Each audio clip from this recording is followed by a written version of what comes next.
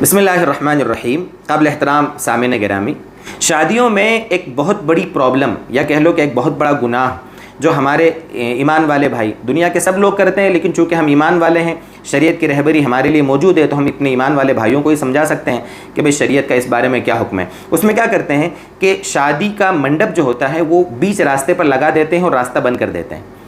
لوگوں کو بڑا دور سے گھوم کر جانا پڑتا ہے، پورا راستہ روک لیتے ہیں۔ حالانکہ دوستو بزرگوں، اسلامی معاشرے کا ایک مزاج یہ ہے کہ ہماری ذات سے کسی کو تکلیف نہ ہو۔ ہم اپنی خوشی کے چکر میں دوسروں کی تکلیف کا باعث بن جاتے ہیں۔ حالانکہ ہمارے لیے شریعت میں کیا رہبری ہے؟ تکلیف دہ چیز راستے میں پڑی ہو اس کو ہٹا دینا کتنی بڑی عبادت ہے۔ آپ نے روایت پڑھی ہے کہ اللہ کے نبی صلی اللہ علیہ وسلم نے فرمایا، مفہوم ہے اس کا، بخاری مسلم میں یہ روایتیں موجود ہیں سب جو آپ کو سنا رہا ہوں میں، کانٹوں بھری ایک ٹہنی ایک راستہ چلنے والے ایمان والے نے وہ ہٹا دی تو اس کی وجہ سے اس کی مغفرت ہو گئی۔ کانٹے دار جھاڑی ایسے راستے میں پڑی تھی، اس نے سوچا کہ کسی کو تکلیف نہ ہو اور ہٹا دی اس نے۔ ایک روایت اور ہے، ایک آدمی گزر رہا تھا، ایک کانٹے دار جھاڑی ایسی اوپر سے اس راستے پر آ گئی تھی تو اس نے اس کو کاٹ دیا تاکہ تکلیف نہ ہو مسلمانوں کو، یہ سوچ کر، تو اس کی وجہ سے اس کی مغفرت ہو گئی اور جنت کے مزے لے رہا ہے۔ اللہ کے نبی صلی اللہ علیہ وسلم کی روایت کا مفہوم ہے یہ۔ تو ان روایتوں سے ہمیں معلوم یہ ہوا کہ جتنا ہو سکے حتی الامکان ہمیں ایمان والوں کے لیے آسانیاں اور ایمان والوں کے لیے راحت، ایمان والوں کو خوشی پہنچانے کی ہمیں کوشش کرنا چاہیے، نہ یہ کہ ان کو تکلیف پہنچانا۔ تکلیف پہنچانا بڑا برا ہے دوستو بزرگوں۔ جس طریقے سے تکلیف دہ چیز کو راستے سے اٹھانا ثواب کی چیز ہے، فائدے کی چیز ہے، نیکی کی چیز ہے، آخرت میں اس کا اجر ملے گا اور ایمان کی بڑی شاخ ہے، اسی طریقے سے راستہ روکنا یہ اس کے مقابلے میں بڑی سنگین چیز ہے۔ ظاہر سی بات ہے جب راستے سے تکلیف دہ چیز ہٹانے سے ثواب ملے گا تو تکلیف پہنچانے سے، راستہ روکنے سے نقصان بھی تو ہوگا، اس کا گناہ بھی تو ہوگا۔ میں آپ کے سامنے ایک روایت سناؤں، ابو داؤد شریف کی روایت ہے یہ، ابو داؤد شریف کی روایت کا مفہوم ہے، ایک مرتبہ کچھ صحابہ اللہ کے نبی صلی اللہ علیہ وسلم کے ساتھ کہیں غزوے میں تشریف لے گئے تو مختلف جگہوں پہ صحابہ نے پڑاؤ کیا، تو کسی نے راستہ بھی روک لیا، مطلب راستہ صاف ستھرا ہوتا ہے، کسی نے خیمہ راستے میں بھی لگا لیا۔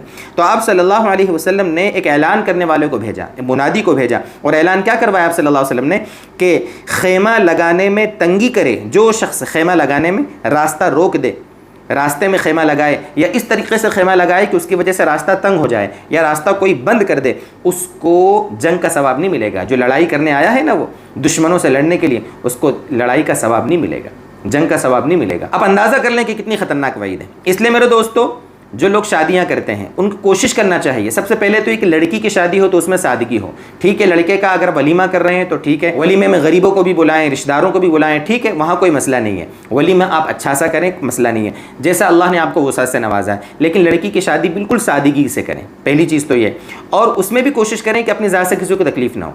اچھا دیکھیں، یہاں پر بہت سے لوگ بولیں گے کہ بھئی ہمارے یہاں شادی ہال نہیں ہے، میں غریب آدمی ہوں، شادی ہال اتنا مہنگا ہوتا ہے، اس کو کرائے سے لوں گا تو کتنا ہوگا؟ تو دوستو بزرگوں، آپ اس میں کم سے کم، اصل میں ہوتا کیا ہے، ایک تو راستہ پورا روک لیتے ہیں، دوسرا کیا کرتے ہیں، پورے دن، بلکہ شادی اگر مان لو 2 دن بعد ہے تو آج سے منڈپ لگ جاتا ہے اور 2-3 دن تک راستہ بند ہے۔ یہ کیا آپ نے کون سی بات ہے یہ؟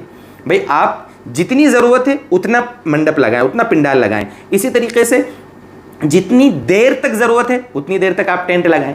یعنی 2 چیزیں، جتنی دیر تک ضرورت ہے اور جتنے میں آپ کا کام ہو جاتا ہے، نکلنے والوں کو آپ جانے دیں، راستہ چھوڑیں ان کے لیے بھی۔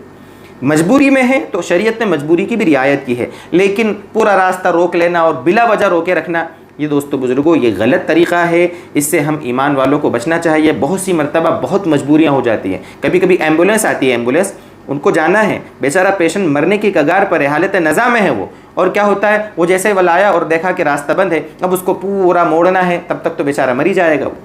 بہت سی مرتبہ ایسی مجبوریاں ہوتی ہیں جن کی بنیاد پر بڑی دقت ہو جاتی ہے اور ایک کی خوشی دوسرے کی موت کا ذریعہ اور سبب بن جاتی ہے۔ اس لیے میری یہ جو باتیں ہیں ان کو آپ برا نہ مانیں، دل کے کانوں سے سنیں، اور اللہ تبارک و تعالیٰ سے ہم دعا کریں کہ اللہ تعالیٰ ہمیں ہماری جو خوشی کی تقریبات ہیں یا اسی طریقے سے جو سوگ کی مجلسیں ہوتی ہیں، دیکھو میں نے جو آپ کو بتایا یہ سب شادی کا مسئلہ، کبھی کسی کے یہاں میت ہو جاتی ہے تو وہاں بھی یہی ہوتا ہے۔ بس آخر میں بس یہی دعا ہے کہ اللہ تبارک و تعالیٰ ہمیں ہماری خوشی کی جو بھی تقریبات ہیں وہ دوسروں کے لیے نقصان کا اور دوسروں کے لیے تکلیف کا باعث بننے سے اللہ تعالی ہماری خوشی کی تقریبات کی اللہ تعالی حفاظت فرمائے۔ بس یہی دعا ہے، اسی پر میں اپنی بات ختم کرتا ہوں۔ وآخر دعوانا ان الحمد للہ رب العالمین۔